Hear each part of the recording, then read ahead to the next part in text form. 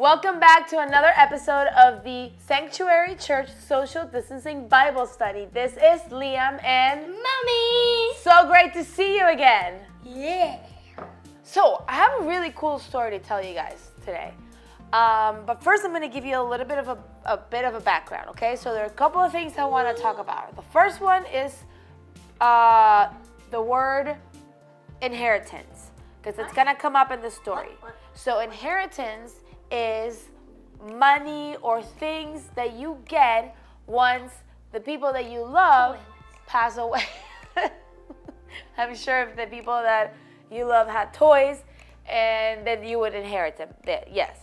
Inheritance is when somebody passes away, they leave things for their family, okay? So remember that. Inheritance, somebody leaves you something once they leave.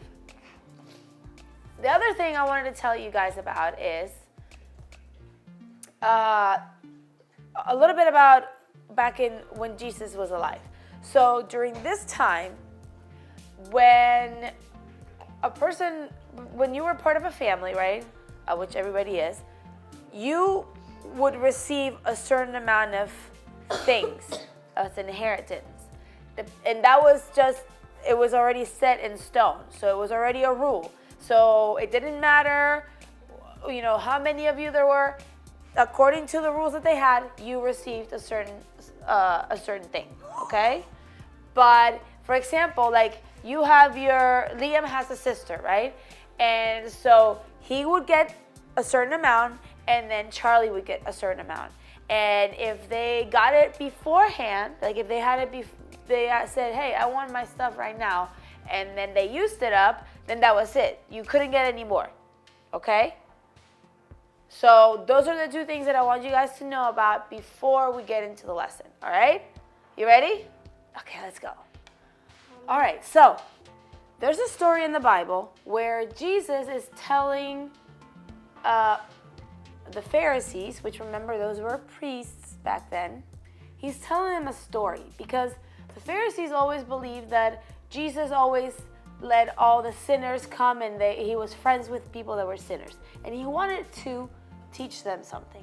So he's telling them a story about two sons and a father. The story, and that's where the story comes from, that's called the prodigal son, okay?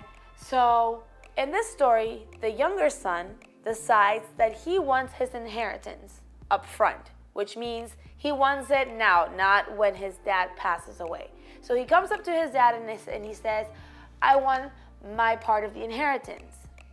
And so the dad goes, okay, here is your inheritance, right? Don't forget that once he's done using that, he cannot get any more, right? So what do you think the guy did? What do you think the son did? Used it all up. That's right. He went out and he did very silly things with it. He used it all up. He basically wasted all of his inheritance. What is that? Huh? What is inheritance? Remember, inheritance is the money that you receive from your family once they pass away. But remember, you can get it back in that time. So he used it all up and he didn't have any money, nothing. He didn't even have a place to stay. And he didn't even buy a house or a car. No, he didn't. He just went out. Basically, he went out there, bought a bunch of candy and a bunch of toys and a bunch of things, and then he just didn't have anything. Wait, you mean like toys, ice cream, and candy, and... Well, I mean... everything fun. Right, everything fun that was fun in the moment, but then he didn't invest it. So he didn't use it to buy cows or a farm or anything. He just wasted it all up and he didn't have anything to show for it. So now the thing that happened is he wasted all of his money, and then right around that time, a famine happened. And a famine means that there was a shortage of food. So he had no money, nowhere to stay, no clothes, and no food. So he's naked? Well, he probably just had the clothes that he was wearing, but that's it. Like, you have to change your clothes, right?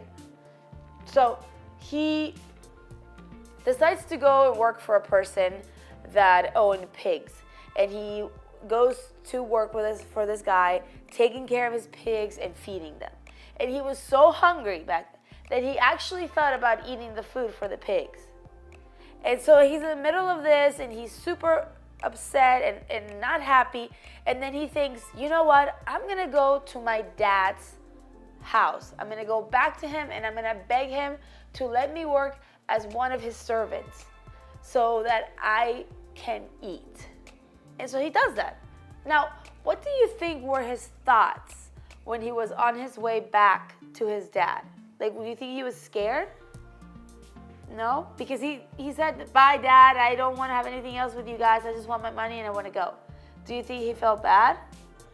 Maybe he was worried that his dad was going to not help him, right? But that is actually not what happened.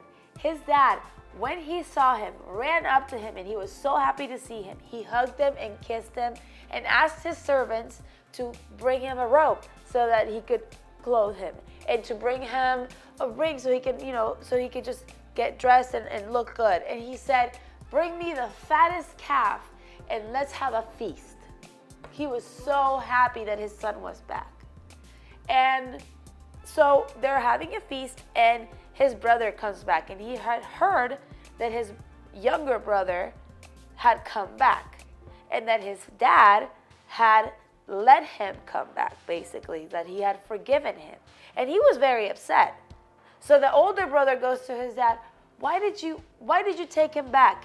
He took his money, he left you, he didn't help you. I've been here all these years, always being obedient, always listening to you, and never doing anything wrong. And he basically just leaves us, and you take him back. And his father says to him, I am celebrating him because he was lost, but now he's found. What do you think that means? Like, if I'm lost and you found me, you could celebrate for me. That's right, I would. So what he was saying is that his son was lost in his ways, right?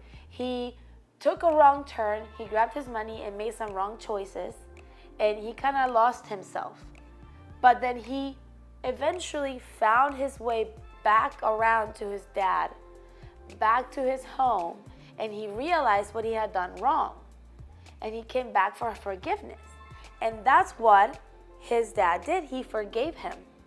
Now, the really cool thing about this story is that we're not necessarily talking really about a farmer and his parents, but it's more like how that is similar to God. God being our Father, right? And He knows that we're gonna make some wrong turns sometimes and we're gonna make some wrong decisions. But He knows that we're gonna always find our way back to Him. And that's why He always is there with open arms, ready to take us back and forgive us. Excuse me? Yes. Who's our mother? I'm your mother. No, who are all of our mothers? Well, God created us, and He created man and woman, right? So He created us, and then, our parents are our parents. But He's our Father because He's the one that created us in the first place. That's why we say that. Cool, right? So that's the lesson of this for today, right? That God always will forgive us. If you come back and you are truthfully sorry, right? And if you feel bad for what you did, if you truly feel bad and you come back and you ask for forgiveness, He will always forgive us because He loves us. Like, if I get lost and I come back to you or Daddy, you guys will forgive me. Right. Like when you go and you sneak in the kitchen and you grab some candy, right? Even though you know you're not supposed to, and then you come back and you tell us because you feel bad, right? That's you asking for forgiveness, and we'll forgive you because you just had a slip up, right? And you love candy, so it's a little hard to not go and get some, right? All right, guys. So that is the story for today. Don't forget, just as God forgives us, we should forgive others. Forgive him. Forgive him for what?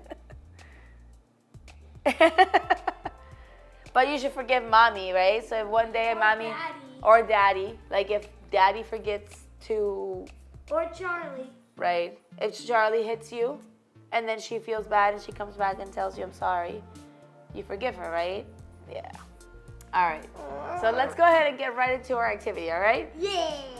All right, guys, we are back and we have set out our living room so that we can have a game of Simon Says.